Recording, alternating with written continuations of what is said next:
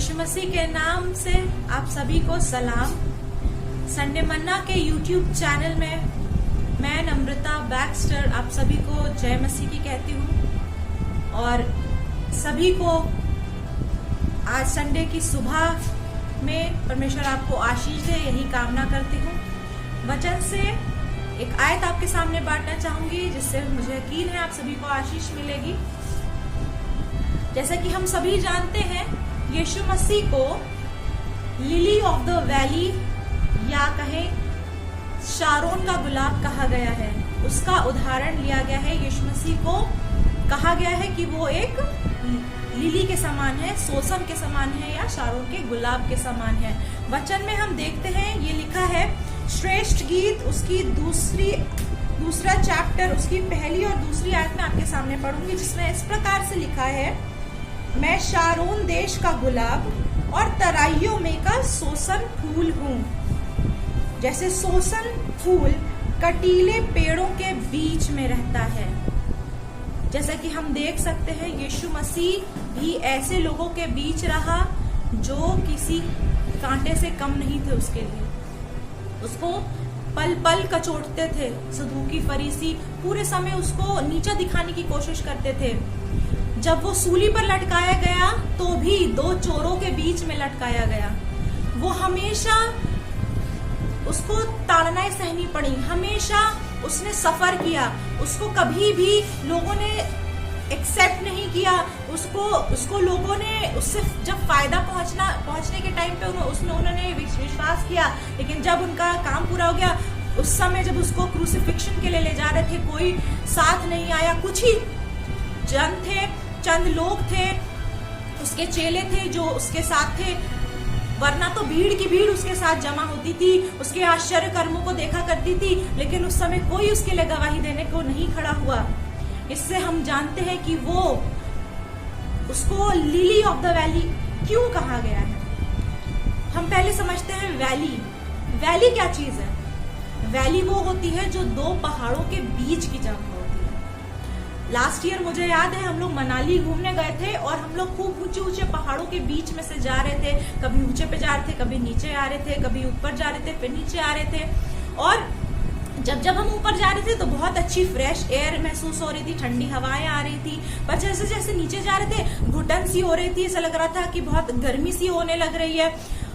Valley वही चीज होती है, दो पहाड़ों के बीच की जगह। अगर ये दो पहाड़ है तो ये बीच की जो जगह होगी वो वैली होता है। ईवीएस में हम लोग पढ़ाते हैं बच्चों को कि दो माउंटेन्स के बीच की जो जगह होती है वो वैली होती है।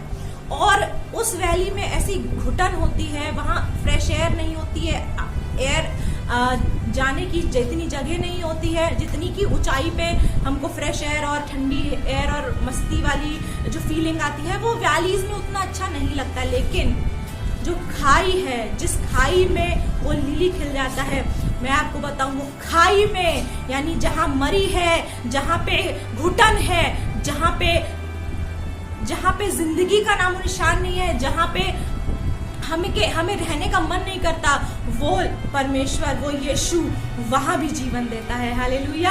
वो यीशु वहां पे भी खिल जाता है।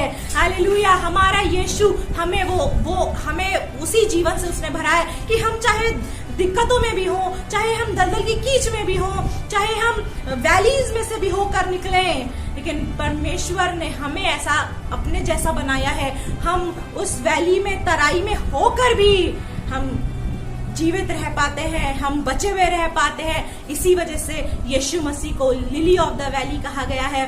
वो सोसन का फूल, सोसन का फूल जो तराइयों में होता है, जहाँ पे जिंदगी नहीं है, जहाँ पे परेशानियां हैं, दिक्कतें हैं, बहुत सी परेशानियों में लोग जी रहे हैं, जहाँ पे उन्हें घुटन है, वो परमेश्वर, अगर आप उस यीशु को अगर आप अपने जीवन में उतार लेंगे आज, तो वो ऐसी जिंदगी को जहाँ घुटन है, ऐसी जिंदगी को जहाँ पे मौत छाई हुई है, जहाँ पे परेशानियां ही परेशानियां है, गरीबी है, तंगहाली है, वो परमेश्वर, वो यीशु वहां भी खिल उठता है और आपकी जिंदगी को भी खिला देगा, आपकी जिंदगी को भी वो ब्लूम कर देगा। हालेलुया। आइए एक और वर्ष में मैं आपको ले जाना चाहती हूँ, जो कि लिखा है मत्ती उसकी 6वां चैप्टर और उसकी 28 वर्ष की सेकंड पार्ट में पढ़ रही हूँ। जंगली शोषणों पर ध्यान करो कि वे कैसे बढ़ते हैं। इससे ऊपर लिखा है कि तुम किस बात की चिंता करते हो, तुम्हें क्या चिंता है। वहीं आगे लिखा है कि वे ना तो परिश्रम करते हैं ना काटते हैं। और जंगलों में जंगली शोषणों को देखो, लिखा है जंगलों में वहां पे कौन पानी देने जाता है, वहां पे कौन अच्छी खाद डालता है, वहां पे कौन कुछ करता है, लेकिन फिर भी वो बढ़ते हैं। उसी तरह उसने हम लोगों को भी रखा है, चाहे हमें सही चीजें मिले ना मिले, लेकिन जब यीशु मसीह हमारे साथ होता है, जब वो खुदावन हमारे साथ होता है, जो शोषण का फूल है वो जब हमारे साथ होता है, तो हमारी जिंदगी में कभी मौत का साया नहीं होता। हमारी जिंदगी में परेशानियां भले ही हो, लेकिन परमेश्वर हमें निकाल लेता है। वो हमेशा हमारी कमियों में भी हमें जयवंत करता है। वो यीशु, वो हमें हमारी तराइयों में से भी वो निकाल लेता है। हालेलुया। परमेश्वर आपको इस वचन से आशीष दे। और एक कोरस में आपको एंड में एक ले जाना चाहूंगी, जो कि आप सभी को, आई एम श्योर सबको ये आता होगा। ये बहुत पुराना हिम है और जरूर से आपको आशीष मिलेगी। He is the lily of the valley, the bright and morning star. He is the fairest of 10,000s to my soul. He is the lily of the valley, the bright and morning star.